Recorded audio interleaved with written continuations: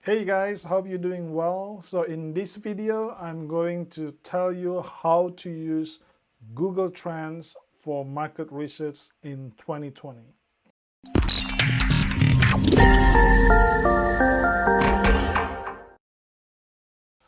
All right, my name is Andy and I'm in the internet marketing since the last 2 years.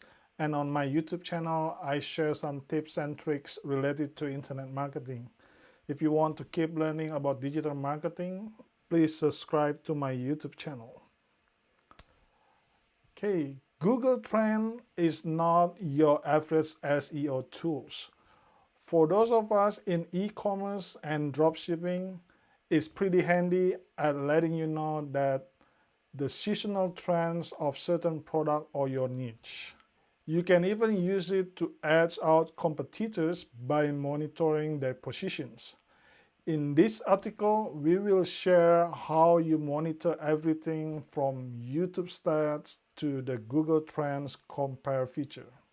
But most importantly, we will share how to use Google Trends to maximize your business.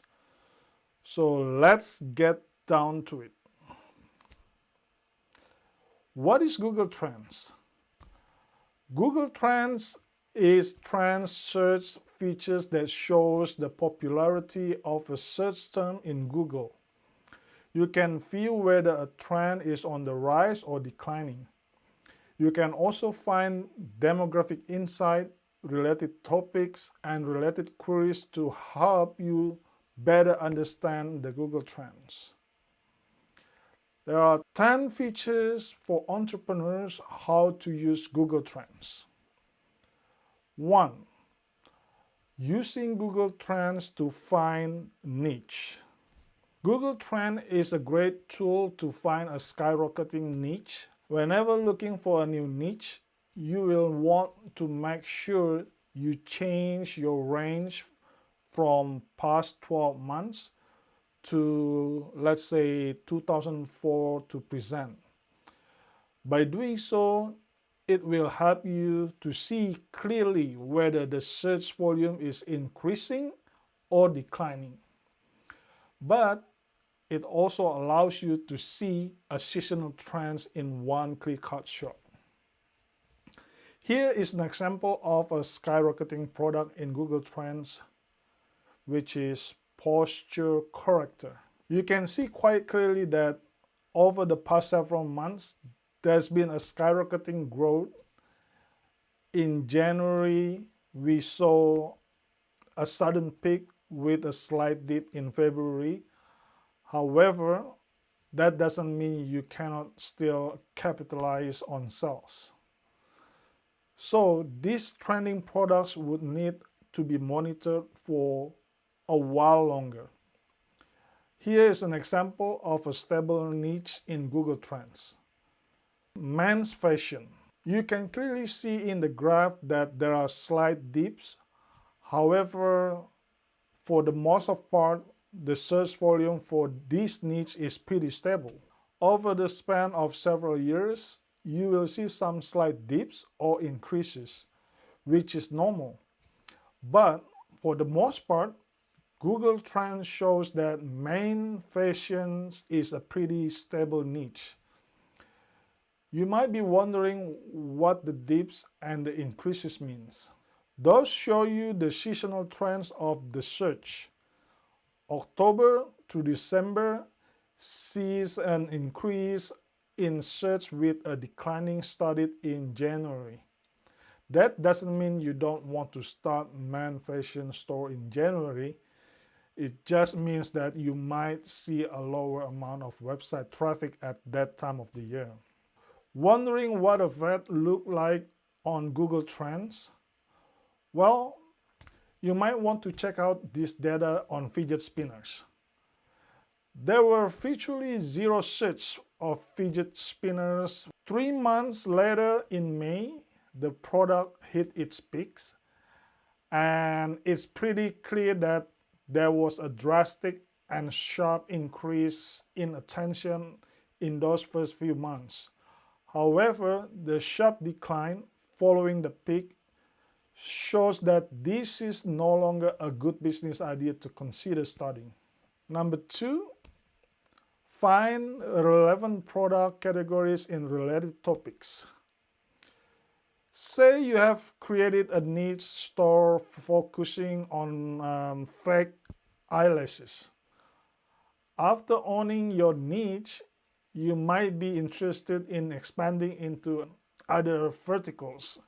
So instead of only selling fake eyelashes on your store, you want to sell other product categories that people may also be interested in.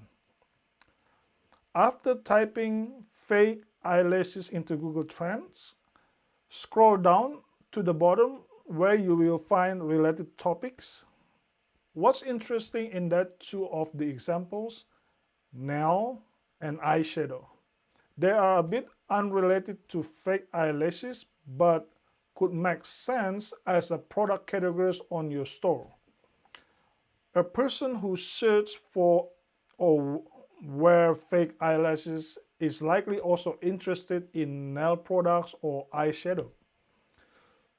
So if you're looking to expand the product collection on your store, checking out the related topics might be helpful. Also for the adhesive, that product could also be sold on your store, as most fake eyelashes require eyelashes glue. Keep in mind that you scroll through some of the unrelated topics, you might find some don't make sense for your business, some make sense. For example, Kim Kardashian is listed as a Google Trend related topic for fake eyelashes. But hey, you could also make a blog about Kim Kardashian eyelashes. The third one is gonna be using Google Trends for keyword research. Say you are selling women's blouse on your store.